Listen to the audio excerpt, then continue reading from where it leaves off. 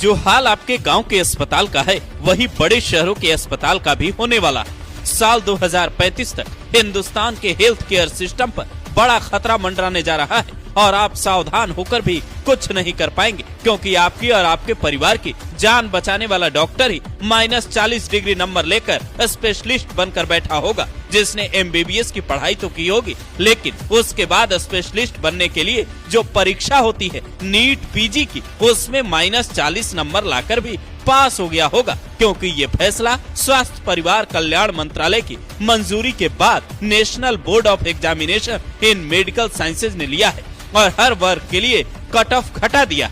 General के लिए cut off 50 percentile से घटाकर 7 कर दिया गया, दिव्यांगों के लिए कट ऑफ 45 से घटाकर 5 और SC ST OBC के लिए कट ऑफ 40 से घटाकर -40 कर दिया गया। ये परीक्षा निगेटिव मार्किंग वाली होती है, इसीलिए -40 का आंकड़ा भी रखा गया। सरकार का तर्क है पहले भी नीट PG की सीटें भरने के लिए वो ऐसी कई तरकीब अपना चुकी है, पर क्या क्वांटिटी के चक्कर में ऐसे क्वालिटी नहीं घट जाएगी? क्या -40 नंबर लाने वाला डॉक्टर बेहतर स्पेशलिस्ट बन पाएगा? अगर हाँ, तो फिर पूरा सोशल मीडिया एक सुर में सवाल पूछ रहा है, क्या ये डॉक्टर सही से मरीजों का इलाज कर पाएंगे? आनंद रंगनाथन एक्स पर पोस्ट कर पूछते हैं, क्या कोई ऐसा भी बिल लाया जाएगा राष्ट्रपति, प्रधानमंत्री, CGI और मंत्री -40 नंबर लाने वाले डॉक्टर से अपना इलाज करवाएंगे?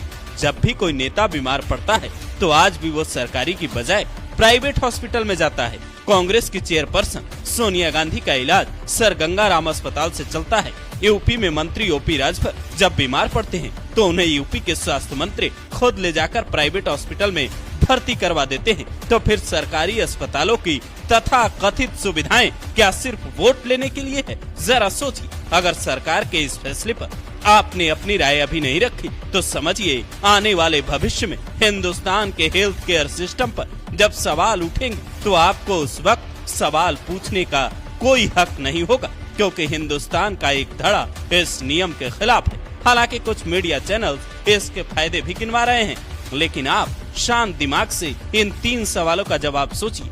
पहला, आप जिस स्पेशलिस्ट डॉक्टर पर भरोसा कर रहे हैं उसकी पढ़ाई अधूरी होगी तो वो कैसी अधूरी दवाएं देगा जिनसे आपके शरीर में कोई भी रिएक्शन हो सकता है? दूसरा, जिस देश में चरक और सुश्रुत जैसे महान वैद्य पैदा हुए, जहां के डॉक्टर की आज भी विदेशों में डिमांड है, वो उसकी छवि को कितना बड़ा धक्का लगेगा? तीसरा, साल 2047 तक विकसित भारत का सपना देख रहे देशवासियों के स्वास्थ्य का क्या होगा जब AI और रोबोट के जमाने में हमारे डॉक्टर -40 डिग्री वाले होंगे?